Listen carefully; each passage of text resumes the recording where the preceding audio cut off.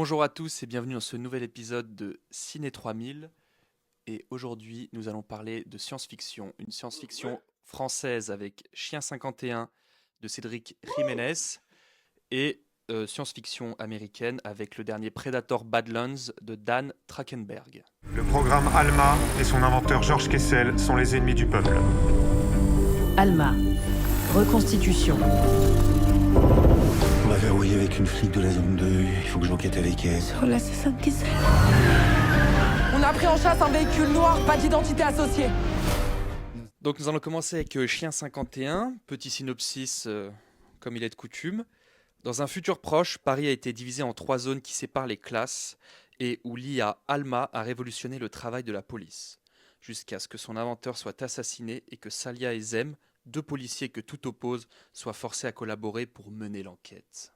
Le film est sorti le 15 octobre 2025. À ce jour, il est à 1 200 000 entrées au box-office France pour un budget de 42 millions d'euros. Donc 6e long métrage de Cédric Jiménez, connu pour ses films d'action comme La French, Bac Nord ou Novembre. Mais la question pour ouvrir l'analyse sur ce film, chers amis, c'est: était-ce le bon réal pour adapter le roman de Laurent Godet, Chien 51? Car oui, le film est une adaptation. Vite fait, petite parenthèse, vous avez vu qui est-ce qui fait Kessel dans le film, donc le personnage principal qui se fait tuer? Oui, c'est Thomas Bangalter. C'est Thomas Bangalter. Ouais. Et pareil, pourquoi? La question aussi qu'on s'est posée, c'est pourquoi? Est-ce que c'est un copain de Cédric? Est-ce qu'il a composé la bande originale? Non. Donc c'est juste un... Ouais, ça devait être un C'est clin délire. d'œil, hein, ou peut-être oui. un petit plaisir qui s'est fait, le Jiménez, peut-être qui est fan des Daft Punk, j'en sais rien. Oui, voilà, je pense qu'il doit le connaître. Alors J'imagine. peut-être c'est parce que la musique d'intro, c'est un remix de Sébastien Tellier de, Oui. de Ouais, L'amour c'est et la violence, et que Ah, j'ai pas reconnu. Sébastien Tellier était proche des Daft Punk, peut-être. Petit tour de table, non?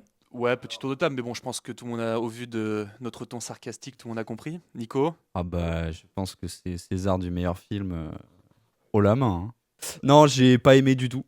J'ai pas aimé du tout. C'est fainéant, personne n'y croit, les acteurs non plus. Le film va trop vite. C'est pas un bon film d'enquête, c'est pas un bon film de SF, c'est pas un bon film français. Mais c'est un bon film d'action. Oui, encore. Et c'est le minimum qu'on demande à Cédric Oui, Jiménez. encore. Et encore. Moi, je trouve que justement, là où moi, j'aimais bien le cinéma de Cédric Jiménez, c'était justement ce que je peux lui donner, c'est que je trouvais que les scènes d'action ou quoi étaient plutôt bonnes, notamment dans Bac Nord et tout, des scènes de course-poursuite de voitures et tout. Enfin, de ce dont je me souviens, et dans La French aussi. Et là, j'ai trouvé que ça fonctionnait pas. Mais les décors, ça fait cheap au possible. Parce que je m'étais noté, mais c'est de la SF de téléfilm TF1 que tu as vu dans les années 2000. Enfin, vraiment, c'est d'une. Ouais, moi, c'est vraiment très très mauvais. Je pense que c'est un des pires films que j'ai vu cette année. Moi, c'est pas un grand client de ce film et pas un grand client du cinéma de Jiménez au global, donc ouais, j'ai pas été... je m'attendais pas à grand chose en allant le voir, d'ailleurs, j'ai été le voir uniquement pour Jules. Mais oui, je m'attendais pas à grand chose et j'ai quand même été un peu déçu, quoi. Surtout quand t'as des acteurs aussi, de si bons acteurs. T'as quand même Louis Garrel, t'as Lelouch et Exarchopoulos. Et même malgré ça, un peu déçu. Bon, il y a quelque chose qui sont... On peut saluer quand même l'effort de faire de la SF en France, avec 50 millions, ce qui est peu. Aussi le fait de... En fait, le pari futuriste est quand même assez beau à certains moments. Je trouve ça quand même... les FX sur ces séquences-là sont plutôt réussis. Après, au global, les FX... Sur Paris, t'as trouvé que ça. Je trouve que ça va. Je trouve que ça fait pari futuriste, quoi. On y croit un peu, tu vois. C'est le... ouais, ça m'a pas choqué. Mais moi, les seuls endroits où les FX je trouvais qu'ils fonctionnaient, c'était dans l'appartement de Salia, bah, du coup, d'Adèle, quoi. C'est les seuls endroits où je trouvais que c'était très joli et très fait. Mais à d'autres endroits, vraiment. Je parle des panoramas. Hein. Donc, quand Gilles Lelouch, il regarde par la fenêtre et que t'as Paris, je trouve que ça va. Honnêtement, ça me choque pas plus que ça, tu vois. Mais à un moment, il est à la fenêtre et il dit « Ouais, j'avais oublié que c'était beau comme ça, Paris. » Ouais, un peu déçu. J'en garde pas grand-chose, malheureusement.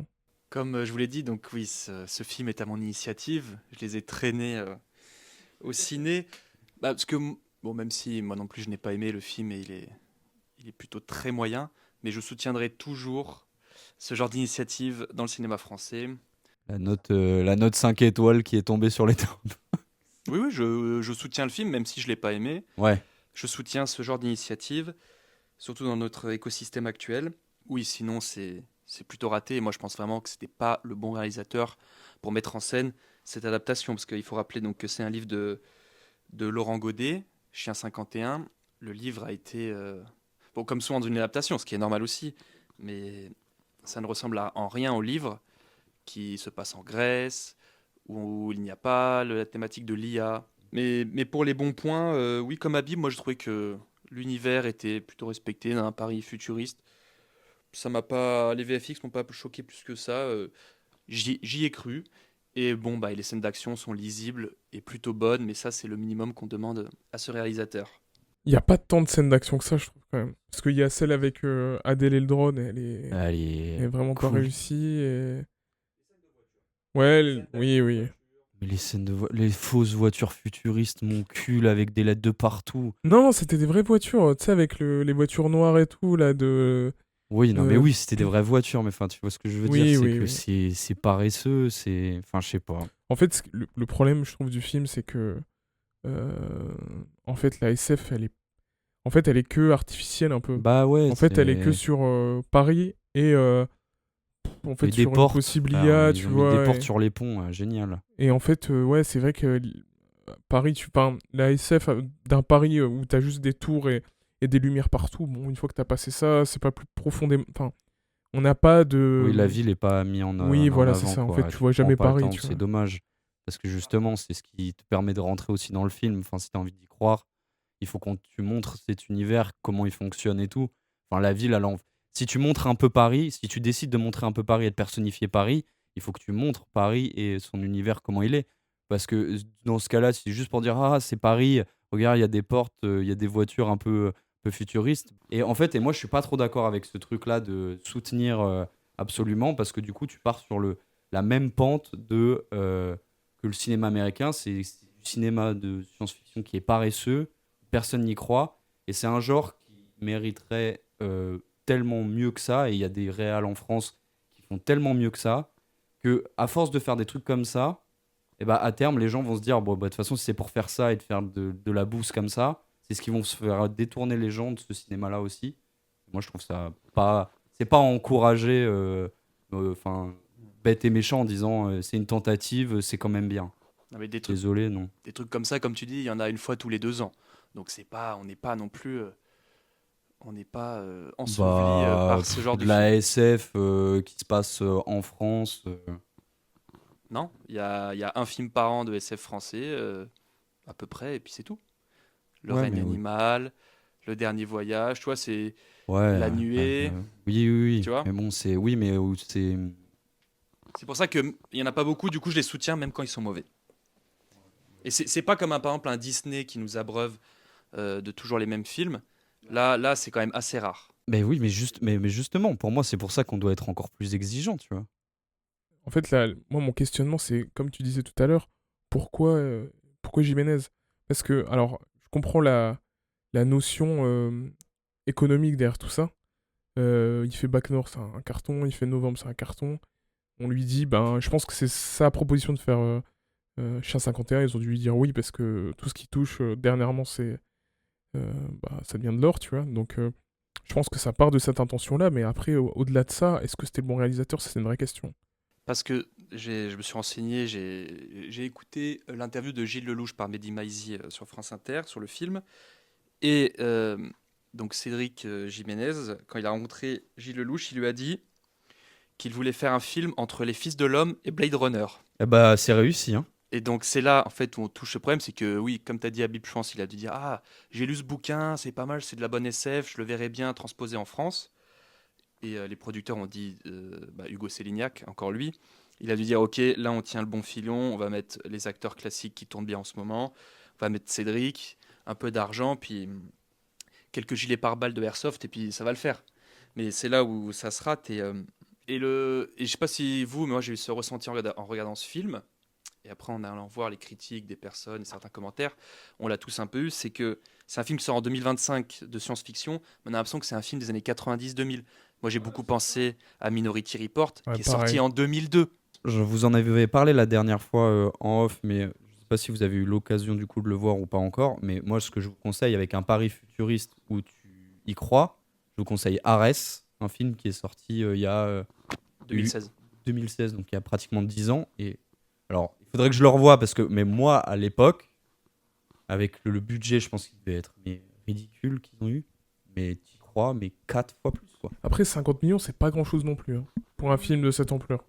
Ouais, mais c'est vrai qu'il y a une vibe, même Terminator, enfin mettre l'IA au cœur d'un récit science-fictionnel, c'est déjà fait depuis 40 ans, ça méritait autre chose. Et surtout que quand tu adaptes un très très bon livre de Laurent Godet comme ça, où justement il n'y a pas d'IA dans le livre. Dans le livre, on est plus sur... surtout que dans le livre, on explique que donc la Grèce, le pays de la Grèce a été racheté par une entreprise, parce que le pays était en faillite, donc un pays appartient à une entreprise. Là Paris est divisé en zones, on ne sait pas pourquoi, alors que dans le livre, on comprend pourquoi la ville est divisée en zones, parce que donc elle a été rachetée par une entreprise qui fait payer les zones en fonction. Et il n'y a pas cet aspect, il y a un aspect réalité virtuelle qui est travaillé, Ok. où le héros, qui est un ancien révolutionnaire, sa nouvelle drogue, c'est la réalité virtuelle, et il se perd dans l'Athènes de son enfance. Donc il est un peu addict à ça. Ok. Et ça, Jiménez, alors que ça aurait pu faire des scènes super, plutôt que de mettre une IA classique à la Minority Report qui calcule le taux de pourcentage d'homicide. Je sais pas pourquoi il est parti vers ça, mais peut-être parce qu'il n'est pas fait pour faire des films de science-fiction et qu'il se cantonne à des films de bons vieux flics. Surtout qu'en plus, je te dis, c'est que ce qui est vraiment dommage, c'est que à la limite, c'est que ouais, il y a pas du tout d'inventivité. Enfin, même les scènes de l'IA, enfin de l'espèce de programme, enfin, je veux dire, ça se voit comme le nez au milieu de la figure que le gars il a joué à Cyberpunk 2077. C'est littéralement Ouais. ça. Mais genre littéralement, à un moment donné, je me suis dit, je me demande si le mec il a pas demandé à son monteur FX, tu me dis, tu vois ça, tu me fais la même chose. Mais je trouve que même Cyberpunk 2077 est plus intéressant dans le propos. Mais si tu rentres un peu plus dans le film, c'est vrai que l'IA, en fait, j'ai l'impression que malheureusement, c'est des problématiques qu'on avait avant que ChatGPT existe, quoi. Enfin, c'est des choses, comme t'as dit, des années 90, et on comprend pas trop l'IA, pourquoi, à quoi elle sert dans ce monde, en fait. Terminator est sorti en 84. Ouais. Et puis, Oui, et puis récemment, Mission Impossible le fait bien mieux que lui, quoi. Enfin, Ouais. je veux dire, c'est le même film. et, Mais, et pourtant, c'est pas foufou. Au niveau de pourtant, l'IA. c'est pas dingue, tu vois. Mais bon, au moins, t'as des scènes d'action. Mais tu vois, même la résolution du film en disant que c'est l'IA qui est devenue folle, bon, déjà, c'est hyper daté, comme on l'a dit 1000 fois. Mais en plus, je trouve que c'est vraiment pas aller au bout du propos et dire, bah, en fait, moi, j'aurais voulu que ça soit un truc de les ministres, enfin, le gouvernement qui manipule un Ouais, peu moi aussi, je pensais qui que ça allait être ça. manipule l'IA pour arriver sur un truc où, en fait, t'as une résolution tangible de qu'est-ce qui est derrière tout ça et même une lecture politique qui aurait Oui, pu être voilà, de dire intéressante. que la politique peut. Oui, Tu vois, qu'en fait, qui est ce premier twist qui dit c'est l'IA et en fait que non, tu comprennes que c'est la politique en place, le ministre ultra-austéritaire qui arrive à faire passer sa politique en faisant. Enfin, tu vois, t'aurais pu dire des trucs en montrant que l'homme derrière, et avec ce genre d'outils, tu peux faire des choses qui sont absolument infâmes, tu vois. mais pas du tout, du coup. Parce que du coup, on finit sur quelque chose de très basique de c'est l'IA qui est devenue folle et qui a pris le contrôle de tout Oui, ça, quoi. mais parce que Cédric Jiménez, ça l'intéresse pas en fait, ces thématiques. Lui, ce qu'il veut, c'est surveiller. Lui, ce qu'il veut, c'est filmer des mecs qui surveillent des foules et filmer des scènes d'action. C'est lui ça qu'il veut faire. Il veut pas faire de la science-fiction. Il veut faire des courses-poursuites de bad boy. Et en plus, tu vois, là où, quand même, tu vois, par exemple, un film comme Bac Nord est est assez extrême droite, et plutôt d'extrême droite, tu vois. Là, on dirait qu'il veut, je saurais pas comment vous dire, mais un peu revenir en arrière et dire, non mais les gars, en fait, je suis pas ce mec-là. Au final, les flics, ils peuvent aussi être méchants, mais tu vois, c'est jamais vraiment assumé parce que, tu vois, par exemple, c'est juste 2 secondes dans le film où tu te dis, ah ouais, en fait, les violences policières, c'est pas cool. Et en fait, c'est vraiment, on dirait juste pour désamorcer un peu le fait que dans tout le film, t'as des violences policières à chaque moment du film, tu vois. Et du coup, je trouve ça pas intéressant, encore une fois, parce que je me dis, bah, politiquement, en fait, tu t'arrêtes, enfin, t'es quand même à droite, quoi, même si t'as voulu un peu adoucir tes propos sur tes anciens films, tu vas pas au bout de ce que tu penses, quoi, malheureusement. Et pour parler un peu plus du récit, nous, ce qui nous a dérangé, donc c'est comme Nilo a dit, le rythme, qui va beaucoup trop vite. Le film ne se pose Jamais. Ouais. Mais en fait, rien que la scène d'intro commence sur ce superbe remix de Sébastien Tellier. Je me dis, ok, là, je suis dedans, ça me met une ambiance, il fait nuit, on est en bord de quai de Seine. Il y a cette belle musique, je me dis, bon, ok, ça va être tranquille. Et en 2 minutes, tout part en vrille, direct, course-poursuite sur les quais de Seine. Ça ne se pose jamais, et ce rythme apporte beaucoup d'incohérence dans le récit. En fait, c'est un peu, pour moi, ça vient d'un peu tout. T'as raison, il y a le rythme, mais ce qu'on disait au début, c'est qu'aussi le jeu des acteurs, tu n'y crois pas. Et donc, du fait que tu n'y crois pas, t'as l'impression qu'ils cabotinent tous. Donc, même après, ça met en place des trucs très rapidement et des rythmes. Enfin, dire la romance entre les deux, j'ai explosé de rire, moi. Enfin, vraiment, j'étais mort de rire. Où il n'y a aucune installation, on n'y croit Quand pas. tu pleures à la fin, t'es en mode, qu'est-ce que tu me racontes, frère? Moi, j'étais vraiment dans l'incompréhension de ce truc. J'avoue que ce moment-là, je me suis dit, mais attends, mais. Et pourquoi faire ça? Enfin, au contraire, ça aurait été plus fort de faire une sorte de profonde amitié, Ouais, carrément. un truc. Et là, que ça parte en romance, le film a pas besoin de romance. Le film, il est censé être dur. Surtout que moi, les personnages, je les trouve pas assez durs. C'est un monde dur, segmenté, avec plusieurs zones. Tu peux dénoncer ton voisin, il y a des mecs qui retrouvent morts, butés. Pourquoi apporter de la romance comme cette scène de karaoké? Pourquoi apporter de la légèreté? Moi, ça m'a choqué pendant le film. Je me suis dit, mais attends, mais elle est catastrophique cette scène. Et je me demandais, et j'allais vous poser la question si vous aussi, elle vous a semblé vraiment bizarre. Elle est un peu comme un cheveu sur la soupe, quoi. Est-ce qu'elle vous a aussi. C'est que je pense qu'il s'est juste dit, peut-être que dans le futur, le karaoké, ça ressemblera à ça sera marrant. Et il avait les droits sur la chanson. Ouais, voilà. Et d'ailleurs, tout le long du film, je me dis, mais les musiques, on est censé être dans le futur. Ouais. Ils écoutent que de la musique d'aujourd'hui. Ouais, Ou des ouais. musiques des années 80-90. Tu vois, genre, ça n'a aucun sens. C'est pour ça que c'est bien les films futuristes qui décident d'avoir leur bande-son, quoi, et de pas utiliser des sons. Ouais, justement, et essayer, tu vois, de s'amuser, à se dire, bah, viens, on essaie d'inventer. Justement, en plus, tu peux t'amuser dans ce genre de truc, à te dire, vas-y, on va inventer de la musique qui est pas de notre époque, tu vois, essayer de. Tu peux t'amuser, quoi, tu vois, et là, oui, c'est paresseux, quoi. Et puis, en fait ça, c'est. Il a la cinquantaine, Cédric Jiménez. En fait, il veut faire un film science-fictionnel futuriste. Il a 50 ans? Il a 50 ans passés, ouais. Mais il veut faire ce film science-fictionnel avec des thématiques qui vont arriver peut-être un jour bientôt, mais avec son bagage à lui, un mec des films des années 80-90, ça fait très good cop, bad cop, ces moments de légèreté, alors que c'est un film qui n'a pas besoin de légèreté. Le livre est déjà hyper dur, le livre, ça se passe encore pire que dans le film. Et voilà, pourquoi faire cette légèreté? Je ne comprends pas. Mais d'ailleurs, c'est pour ça que je trouve qu'on passe complètement à côté du propos politique du film, c'est que y a rien qui est vraiment sérieux, quoi. Et puis tout se fait un peu par-dessus la jambe. Il arrive à rentrer chez le ministre en cassant une porte. Il rentre ça à c'est le travers truc années 80 que je voulais dire. T'es en 2050, il y a des drones, il devrait y avoir des drones sous-marins ou des détecteurs de mouvements sous-marins. Le mec qui rentre façon Schwarzy par les égouts. Non mais tu fais un film de science-fiction, tu rentres par les égouts. Ouais, et Et puis, on est où? On est à Minas Tirith, enfin je sais, on est dans le gouffre de Helm. Mais frérot, Je sais mais pas. moi, mais alors, le plan, quand il arrive dans la zone 1, sur le chien en 1v1, frère, Ouais, j'ai non. cru que j'allais partir de la salle. Et même la scène de la boîte de nuit, tu vois. Ouais. Très classique, scène de boîte de Bah, nuit ça, dans un oui, film oui. futuriste, tu vois. Et comme disait Nilo, il a beaucoup vu Cyberpunk, et quand il a vu cette scène de boîte de nuit, il a dû voir les 3 derniers John Wick. Il s'est dit, oh, de la bagarre dans une boîte de nuit futuriste. Il a dit à son chef-op, je veux ça. Mais en vrai, n'importe quel film futuriste. Hein. Oui, c'est ça. Genre Puis Matrix. Oui, t'as tout. Ils ont t'as tous une cette scène boîte de nuit, tu vois. Ouais, c'est ça. Mais ouais, c'est un peu pourri d'un peu tout, et au final, tu sais pas trop où est-ce que t'en es dans ce film-là.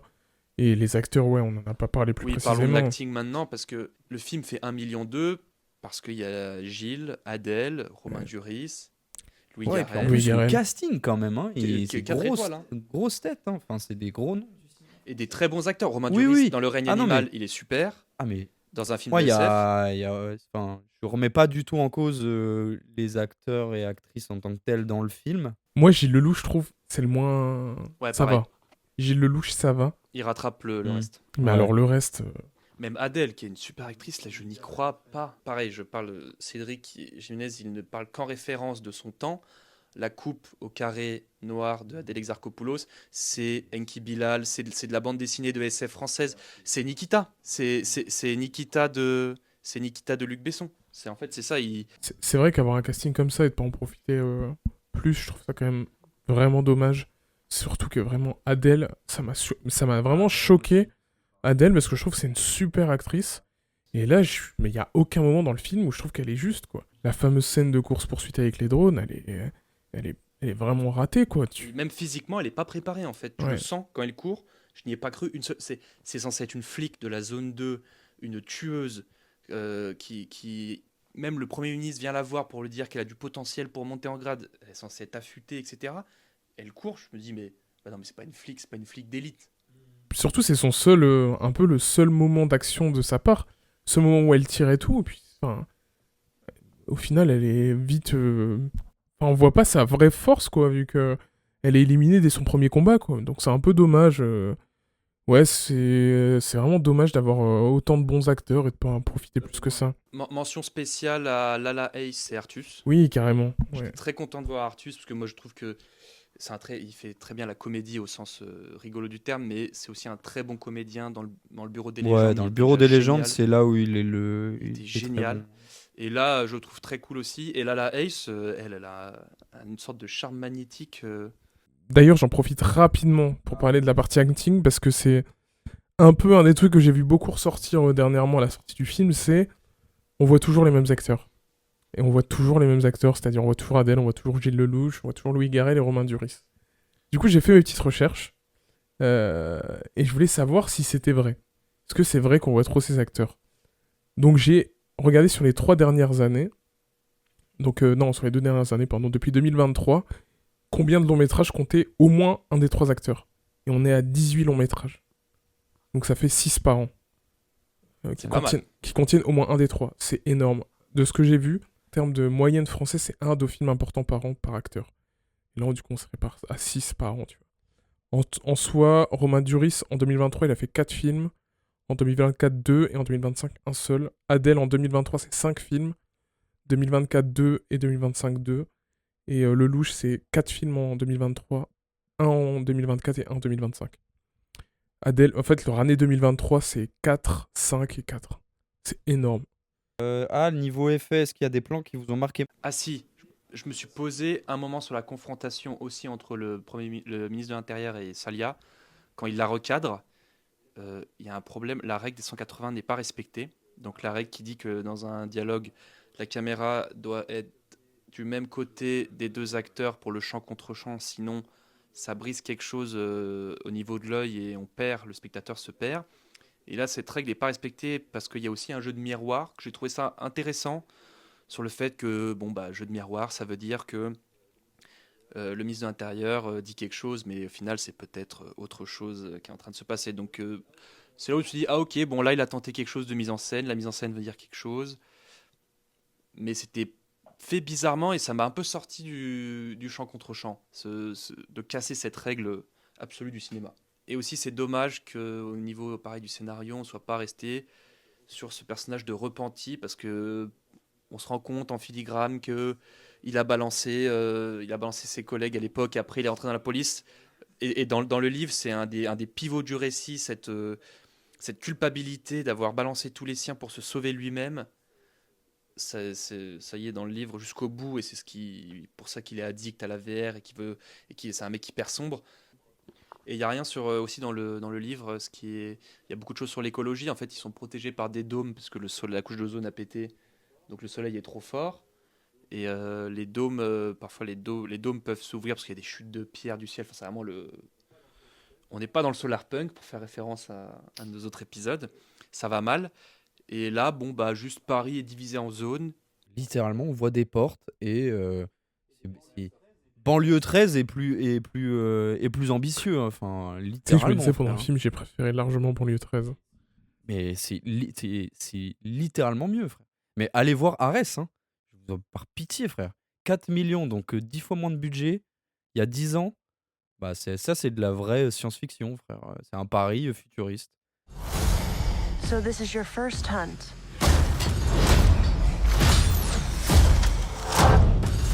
And you've come to the most dangerous planet in the universe.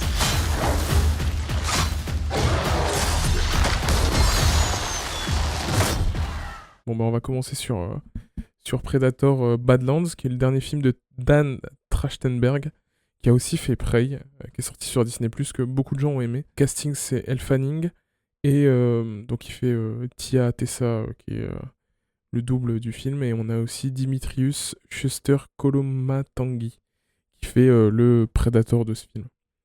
Pour le synopsis, pour faire court, c'est donc Dek, un jeune Predator jugé trop faible par son clan, qui est exilé sur une planète hostile. Il doit y suivre et affronter une créature gigantesque, le Kalisk.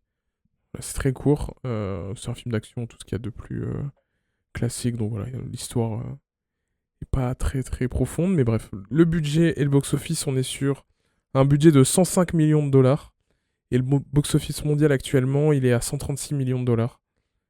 Donc on est pas mal sur le budget international. Du coup les gars, qu'est-ce que vous en avez pensé de ce film Je commence par Jules. Qu'est-ce que tu en as pensé Petit, Rapidement, ce n'est pas le moins pire des Predators. Ouais, ok. Sachant que c'est le 6e film Predator hors Alien versus Predator. J'ai fait mes calculs. Il est chaud, le mec a révisé. Oui, en bon geek, le lore d'Alien et de Predator, j'aime beaucoup. C'est franchement un des moins pires, mais le film, dans la forme, il est magnifique. VFX, aux petits oignons, scène d'action aux petits oignons, l'univers, les créatures, génial. Les plans larges, là, sur enfin, ça, c'est vraiment beau. Des plans larges, c'est l'impression que c'est des peintures.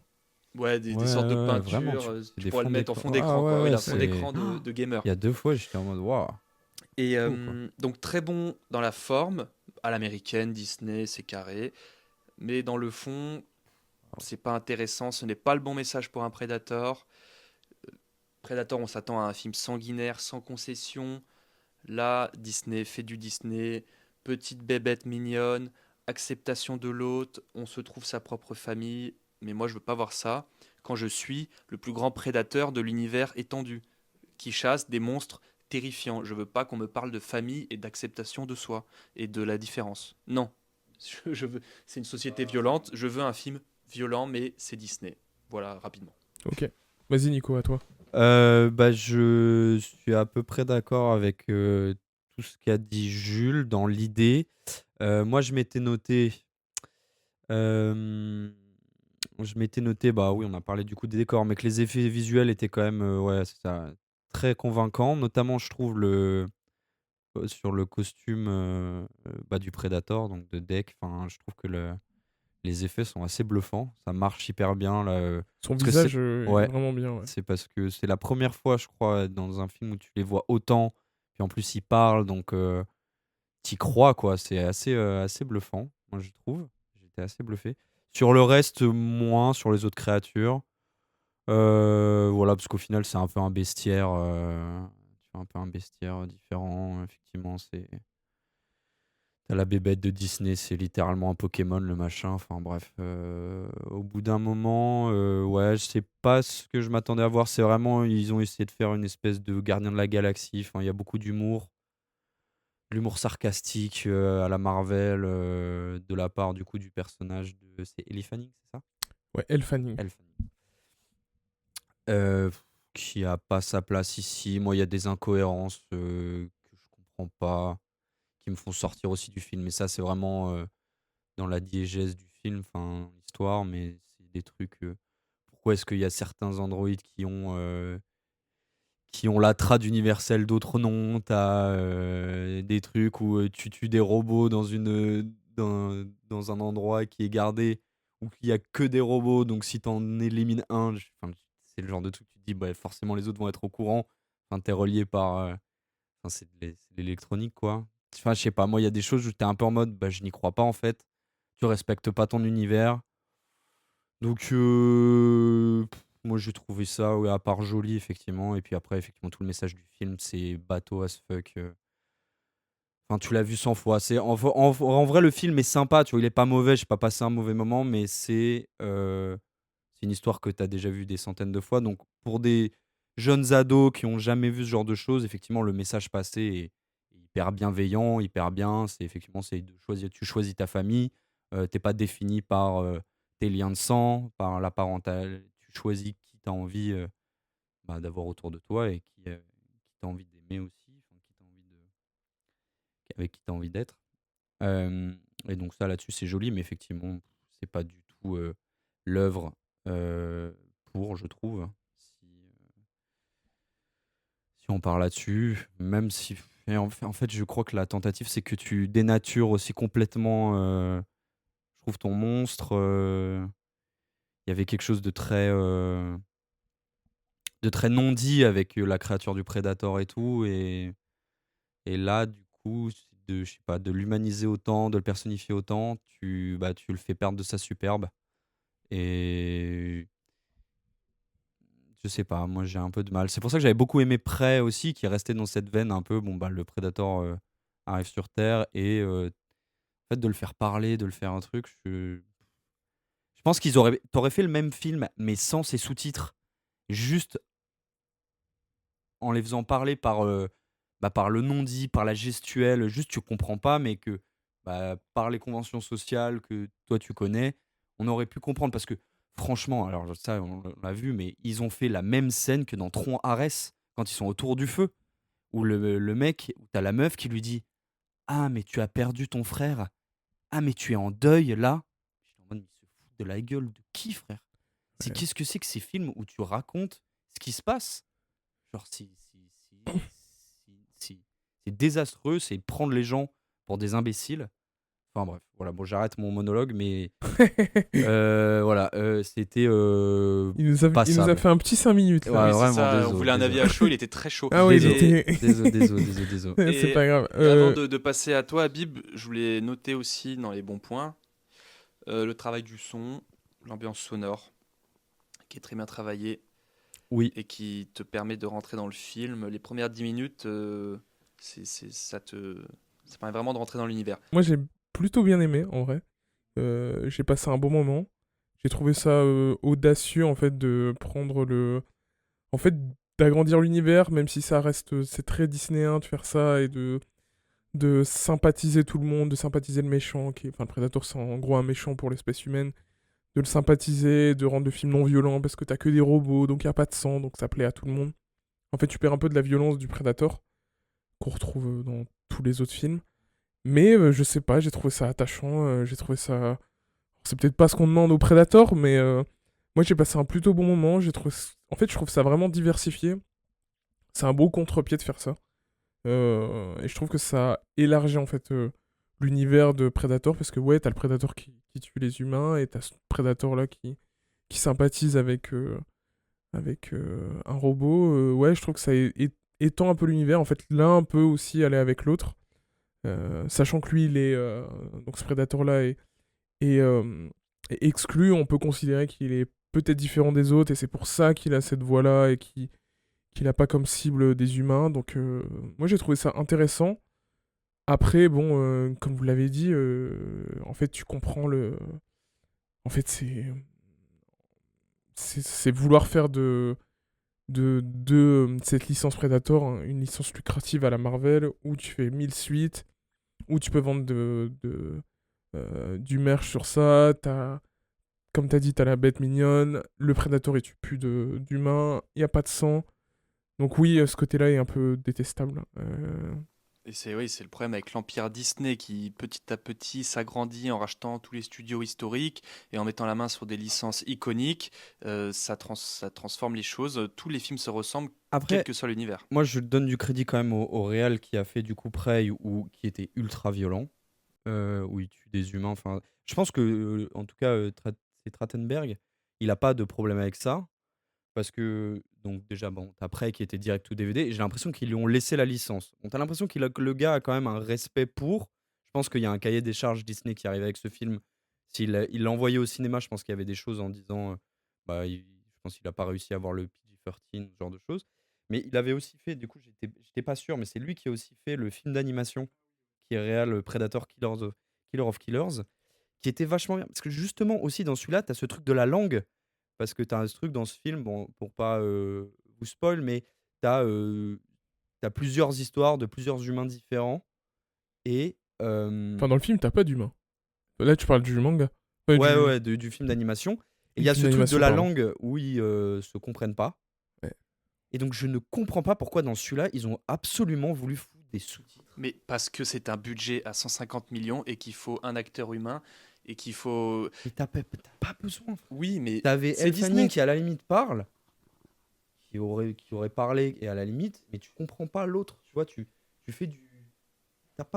T'avais pas besoin de le faire parler. Tu comprends la scène de début avec son père ou avec son père et son frère. Sans dialogue, tu la comprends aussi. Sachant que c'est le premier film où le Predator parle. Parce que Bah dans ouais, les moi, autres, je il parle trouve jamais. que Oui, c'est ça. Moi, j'ai eu des flashbacks d'Apocalypto de Mel Gibson. Je me suis dit, ça aurait pu être un Apocalypto version Predator. Donc, dans Apocalypto de Mel Gibson, il parle des derniers jours, enfin de la civilisation Inca ou Aztèque. J'ai peur de faire une erreur. Mais donc de ces grandes civilisations d'Amérique latine. Et c'est en langue indigène d'époque, sans sous-titres. Donc c'est un film, c'est une expérience. T'arrives, tu regardes pendant 2h30, des mecs dans la forêt se battent contre des jaguars et contre les clans ennemis, mais sans aucun sous-titre. Il y a juste leur langue. Mais ça, c'est.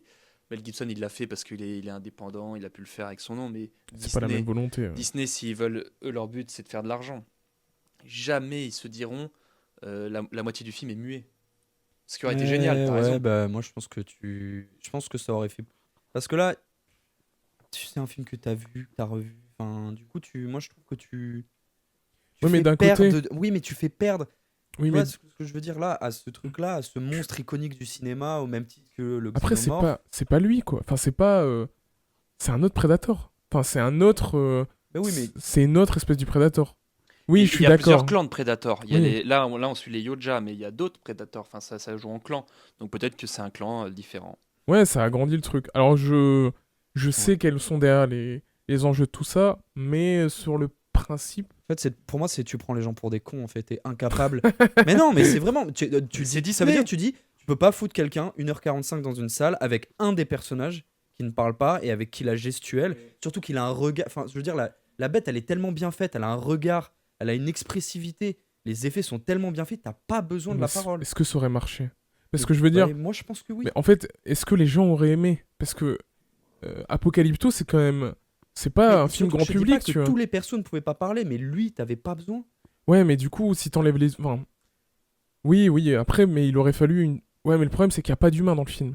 Donc, t'as pas ce truc comme dans le premier Predator de McTiernan, où entre eux, ils se liguent et tout, et t'as un truc quand même humain. Là, ça veut dire que t'aurais pas eu d'humain dans le film. Donc, il y aurait eu un truc qui aurait manqué, je pense, Mais quelque si, part. parce que tu gardes Elle Fanning qui joue du coup mais c'est un robot. de la Weyland Yutani. Ouais. Mais oui, mais elle aurait très bien pu lui parler. Et tu fais des semi-répliques où tu comprends ce qu'il a voulu dire grâce à ses répliques à elle. Oui. Comme c'est- Chewbacca.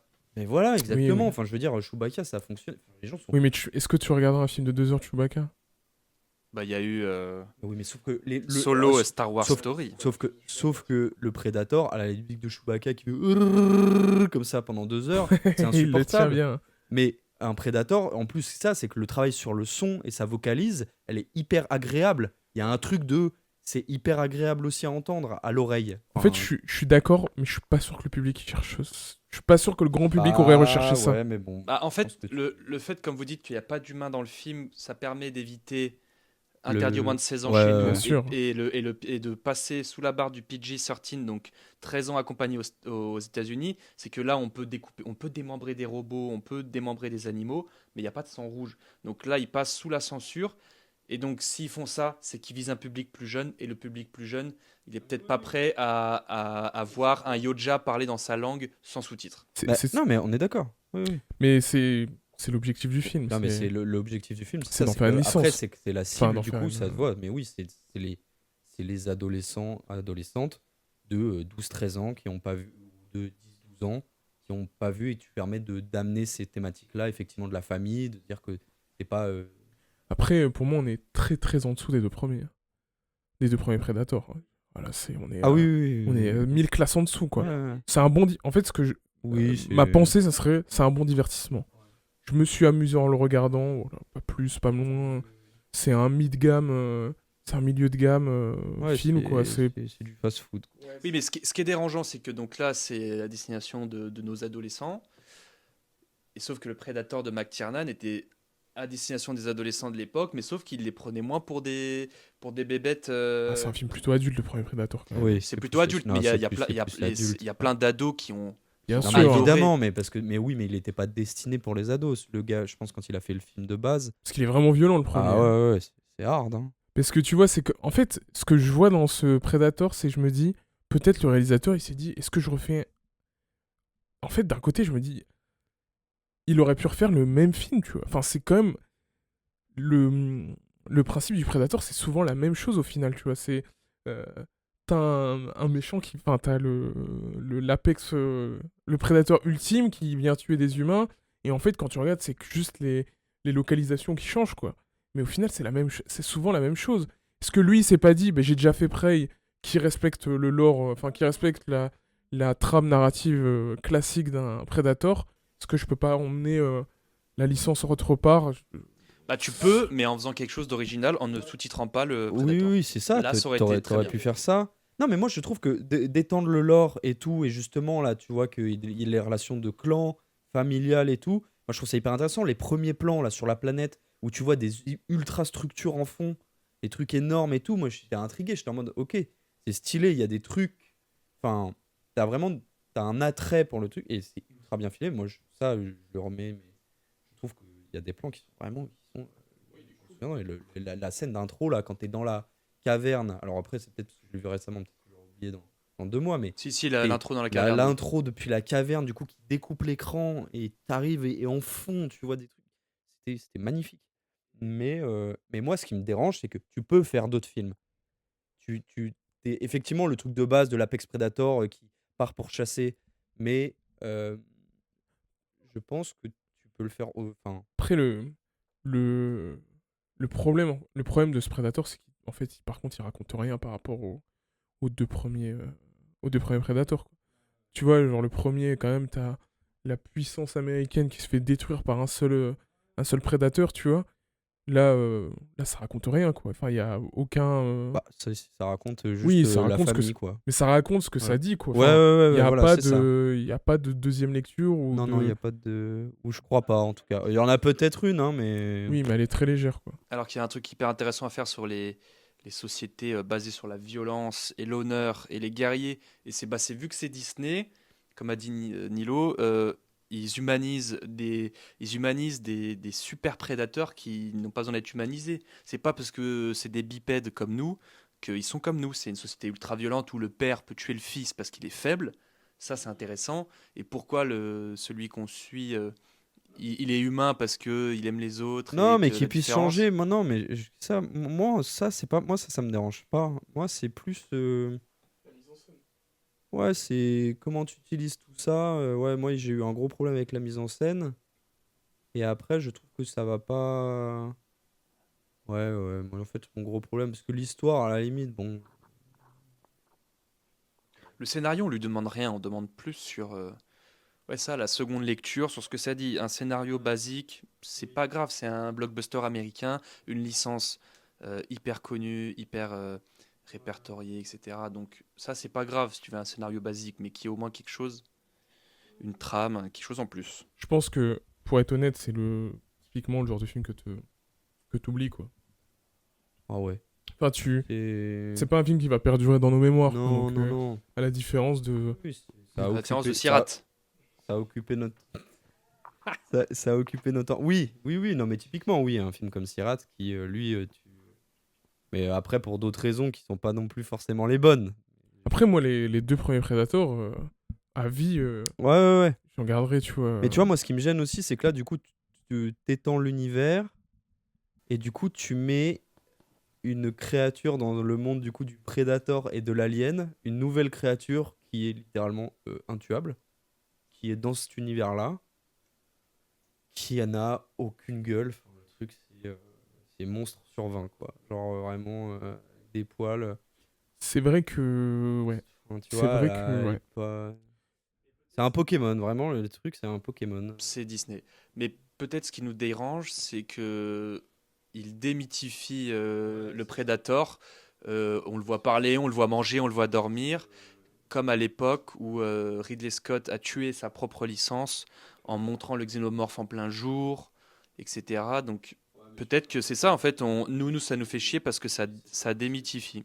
Mais je pense que du coup, on a en fait le problème principal, c'est plus le fait de franchiser tous ces trucs, mais ça date pas d'aujourd'hui, c'est pas la faute de ce film en tant que tel non plus, tu vois. C'est la faute de Disney et ce sera toujours la faute de Disney et il faut... Oui, c'est la faute se des battre contre suites, ça. c'est de pas garder un film et de te dire que il suffit à lui-même et qu'il était très sympa, tu vois. Et pour revenir sur le chose de la licence étendue, on le voit pareil avec la fin du film. Bon, plot twist, il revient pour se venger contre son père, et après, il y a sa mère qui débarque, et après, générique. Et c'est vrai que et ce plan de fin avec sa nouvelle équipe, c'est quoi, des misfits, comme ils disent en anglais, là, des bras cassés ensemble, enfin des rejetés ensemble, c'est vrai que Les Outcasts. comme a dit Nilo, les Outcasts, c'est vraiment les gardiens de la galaxie. Le plan de fin, tous les trois, avec un vaisseau en mode oh, les problèmes, on va devoir se bagarrer. Et tu sais C'est que les gardiens de la pour galaxie. ceux qui ont vu le film d'animation, tu peux être à peu près sûr tu te demandes s'ils vont pas se retrouver et qu'ils vont former une team tous ensemble. Avec Enfin, l'alien. Ouais. Sacré problème oedipien quand même, ce Predator. Hein. Mais ouais, c'est vrai que cette fin-là, Non, mais après, ouais, pourquoi pas. très... en fait, ça part... Oui, c'est ouverture de... C'est ouverture d'univers, quoi. Vraiment, Ouais. ils ont envie de s'emparer de cet univers et de faire quelque chose. Alors, après, le gars a l'air d'avoir une vision. Trachtenberg, il le prend. Moi, j'aime bien. Après, le film marche. Donc, mais parce que on les y gens aura ont fait sûrement droit. Les gens ont fait confiance, enfin, ont beaucoup aimé Prey. Le film d'animation aussi a beaucoup plu. Et donc, C'est vrai du coup, que- ils font confiance. Enfin, il y a une confiance qui s'est installée avec ce réal, en tout cas. C'est vrai que quand moi j'ai été voir le film, la salle était pleine. Mais idem, j'y suis allé dimanche, un dimanche à Châtelet dans la salle 12. UGC? donc- Ouais, UGC Ouais, moi Léal. aussi. La salle 12 qui est un peu au fond, il doit y avoir quoi, peut-être une centaine de places. Je suis arrivé, j'ai demandé, j'ai dit, excuse-moi, on est bien dans la salle de Predator, Ouais. parce que il y avait plein de gens, mais de tous les âges. Enfin, J'étais tout devant, au bord, à droite. Enfin, tout devant, ouais à droite, quoi. Il y avait Ah plus de putain, moi place. j'ai bien fait d'attendre. Moi, il y avait son père là. Bah, toi, t'as été le voir quand? Là, cet Oui, après. il y avait personne. On était 4. Et t'as été où? UGC Montparnasse. Ouais, mais il y a UGC aussi, Montparnasse lundi après. Ouais, Non, ouais. mais Mais c'est vrai que l'UGC Châtelet, c'est oui. c'est quelque chose niveau monde. Hein. Donc, Bah, le plus grand cinéma du monde et le plus fréquenté. Ah non, ici aussi, j'ai trouvé que du coup, il y avait, alors vite fait niveau mise en scène aussi qui était sympa, c'est que après chaque monstre qui bat au début, t'as quand même un plan pour l'iconiser en contre-plongée pour montrer qu'il domine. Et petit à petit, à un moment donné, il arrive tout en haut. T'as des plans un peu où il est tout en haut d'une montagne. Et je pense que c'est un peu pour faire comprendre que il s'est adapté. Genre, il s'est adapté à la planète et tout. Voilà, mais je trouvais ça un peu joli. je suis un malade de pas l'avoir noté parce que je me le suis dit, mais pendant le film, très jeu vidéo le film. Ah oui, Très jeu vidéo. Mais j'y ai pensé aussi, je me Très, suis dit, très putain, jeu faut que je me le vidéo. note. Parce que je me suis dit, en fait, c'est une trame de jeu vidéo, quoi. Franchement, tu sais que pendant le film, je me disais, mais c'est marrant Le d'avoir besti- autant. Le bestiaire, quoi, un oui, bestiaire différent. Puis enfin, tu vois, genre, d'aller récupérer chaque item pour au final aller faire le fight final. Tu sais, un peu un Metroidvania, tu vois. Genre, il a tous les items et il peut enfin aller. Ou un roguelike, tu vois. Et il peut enfin aller fumer le perso, le boss final, quoi. Et j'ai trouvé que c'était très jeu vidéo. Je suis sûr que le réalisateur, il y avait ça doit être un joueur, tu vois. Oui, c'est ça, il passe de biome en biome. Il commence dans le désert, après c'est la jungle, après c'est la montagne, après c'est la ville. Du coup, votre prédateur préféré? Bah moi, alors après, moi, je suis. Mais Alien, c'est parce que- tu veux ouais, dire c'est Alien Predator. Alien Ah, ok, versus ok, ok. Predator, le premier, T'es sûr. il est Celui génial. dans la glace. Et là. enfin, après le premier, pour moi, le premier Predator fait partie de ces films de monstres qui sont pour moi des chefs-d'œuvre du cinéma de science-fiction. Bah, c'est le genre de film, comme Alien, ça ne vieillit pas. Le truc est sorti en Et je pense 80. qu'en fait, je pense que rien j'aimerais le n'est vieux. revoir au cinéma, donc je vais attendre qu'à Paris il passe quelque part. J'adore le premier. moi. Ouais, Et il toi, est du génial. coup Oui, bah moi aussi, le premier. C'est Le- celui avec la scène dans la boue, on est d'accord, enfin à la fin. Hein. Et le 2 est marrant parce que ça se passe en ville, mais c'est très série B. Puis j'aime bien Danny Glover, mais... Mais moi, je sais pas si je préfère le 1 ou le 2. Non, mais le 2, il est kitsch. Il est Non, mais moi, kitschissime. j'adore. Mais j'adore. Mais moi, c'est tout ce que j'aime, ça. Un Predator qui tue des junkies à Los Angeles. Tu sais que moi, c'est tout ce que j'aime. Genre, dans Los Angeles, c'est tout. Avec tout, Danny tout. Glover qui dit des conneries. Ah, gros, il est. Moi, c'est. Puis tu sais, il y a aussi. C'est l'été, il fait chaud. Enfin, il est très violent pour le coup, le deuxième par rapport au. Je trouve qu'il est encore plus violent que le premier. Moi, j'aime trop. Enfin, j'aime trop, j'adore les deux. Après, je crois que il y a que le premier où c'est McTiernan. Le deuxième, c'est pas lui. Merci à tous d'avoir écouté ce podcast de Ciné 3000 sur Chien 51 de Cédric Jiménez et Predator Badlands de Dan Trachtenberg. N'hésitez pas à nous suivre sur nos différents réseaux, Spotify, Deezer, Apple Podcast et même YouTube.